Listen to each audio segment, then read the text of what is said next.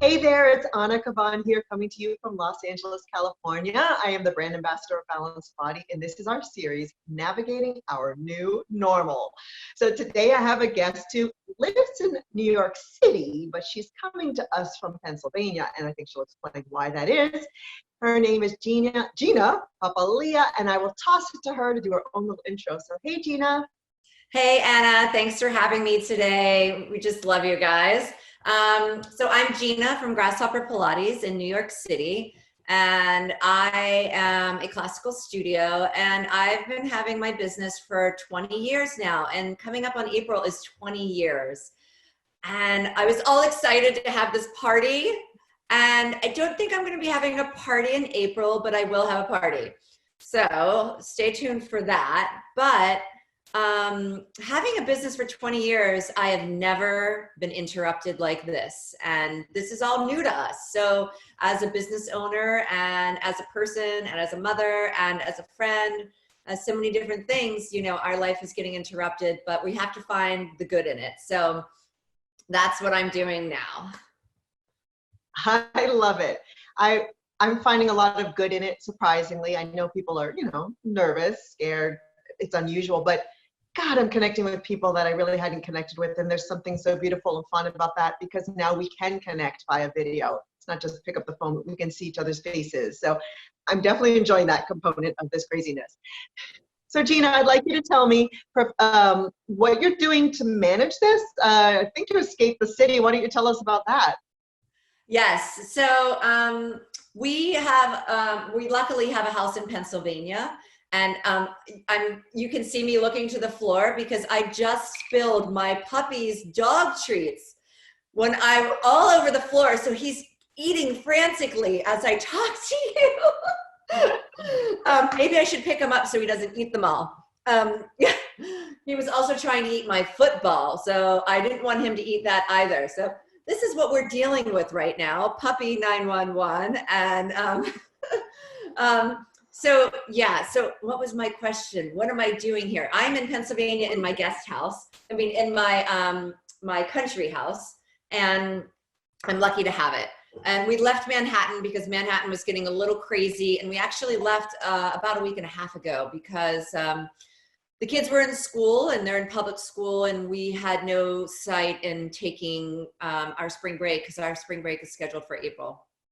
So all the private schools were actually closing early, and because they were set up for 2 weeks spring break. So it kind of put us in a weird predicament that the public schools weren't confident in closing or weren't being allowed to close yet, but we felt we were no longer should be going to school, the kids. It was just, there's too much going on. There are so many kids and so many people traveling in and out, subways, everything, buses. So you can't protect them. So we took the kids out of school before it closed, and we came here. I didn't think I would be here for as long as we are going to be here. So we're going to make the best of it. And again, I'm lucky to have my house, and I have my family, my husband's family close, so we can go for walks, which is nice. That is awesome. So you do have a little studio. You kind of showed me before we started a little studio in that guest house off the property there. Is that where you're working, and what are you kind of doing now in this adjustment? Oh, yeah. So yeah, I have a little studio here. I've got a reformer up. You can see my tripod that I have set up. I have a wonder chair. I have 2 wall units that I actually will be setting up, since that will be what I have time to do now, which is great. And so basically I have been working with my clients, some of them doing Skype sessions. And what's been kind of fun and interesting is I've been working out with the whole family. So I've been working out with their kids at the same time, and from all ages, which is hilarious. And, they come in and they come out, and they come in and they come out, and they collapse when we really want to collapse too. So it's actually kind of funny. And it's been a good time. And, I tell them, go grab 2 cans of something from the cabinet and we'll do some can lifting weights, it's interesting. I actually spoke to my insurance agency today, the woman who covers my policies. And interesting enough, as a Pilates studio, your insurance typically doesn't cover doing Skype sessions, just so you know. And you need to talk to your policy because they're apparently doing an extension for this period, and you have to sign some paperwork on it. They also suggested that you don't start with any new clients because unless you have them fill out the paperwork. So that's probably pretty important to us as business owners and people that say, oh, well, I did this, can I do it with you? And you don't really know that person. Like, you have an intimate relationship with these clients and they know you and they trust you and you know their capabilities most of the time. So, you know, as a business person, you really need to be careful in this situation. I know it's fun and it's great, but you know, doctor approval, you know, I mean, there's a lot more than you can think of than just me giving some free exercises to just anyone. So take care in that and choose wisely the exercises that you choose to give to the universe. Yeah, Jackknife, probably not so much. Exactly. I have never done a rollover or a jackknife on a video ever. I just felt there was no reason to teach that to someone via a computer or a television. There's plenty of other good stuff we can do. That's so funny that I love that you're working with the families. I have my best friend in Los Angeles lives in Santa Monica, which is about 22 miles away. However, on a normal day, it could be 2 hours to get to her. So we usually get together once a month. But now we're FaceTiming all the time. And a couple days ago, I said, let's work out together. And she said, okay. So we've got a video. We watched a video of a personal trainer we used to train with together. So I broadcast the video on my computer. I Zoom shared it. So it kind of felt like we're working out with our old trainer many miles away. And we were huffing and puffing because I haven't been doing like personal training. It was hysterical. She was like, oh my God, I need a break. And it was really fun to work out with my friends. So be creative, you know, and on top of what you're doing with the Pilates, like just have fun with your friends. You can also do Facebook watch parties. If you have a group and there's a video on Facebook you want to watch, you can all watch it together. I did that the other day, but they're only videos that are on Facebook. So it has to be something that you can get to on Facebook.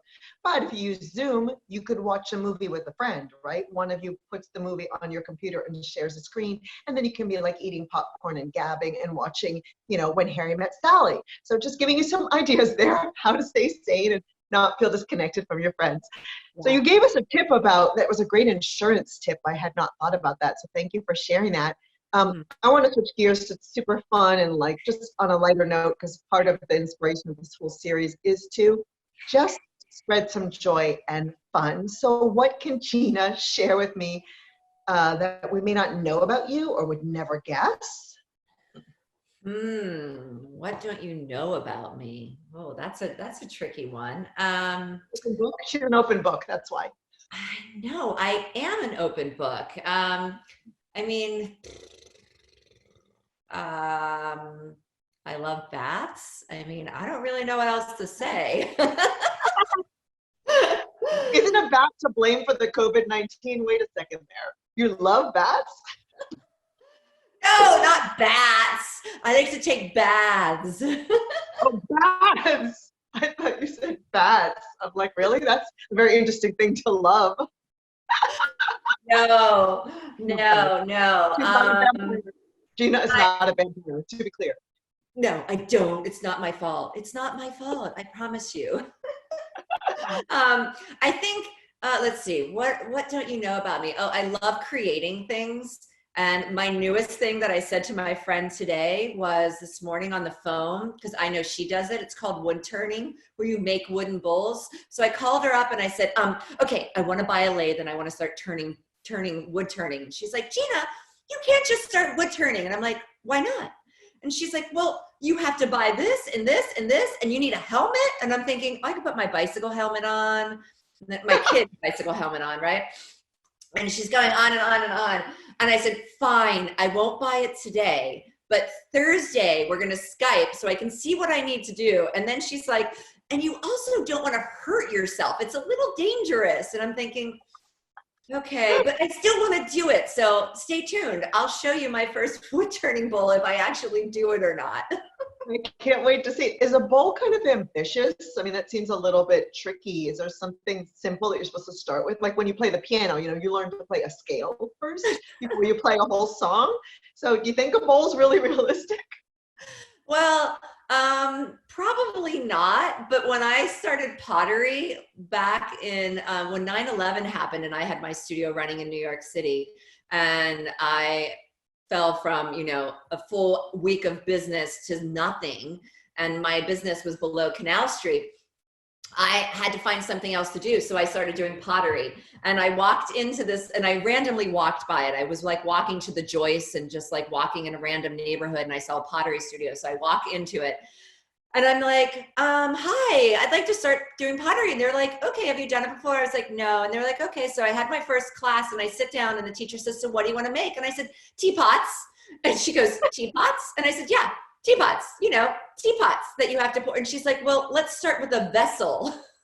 And I'm like, what's a vessel? She's like, it's, you know, and I was like, what am I going to do with that? I was like, I want functional. I want mugs, teapots, and okay, I'll do some bowls. So perhaps a wooden bowl is not the first thing to start with, but I kind of never start at the beginning anyways. I always look at like the big picture.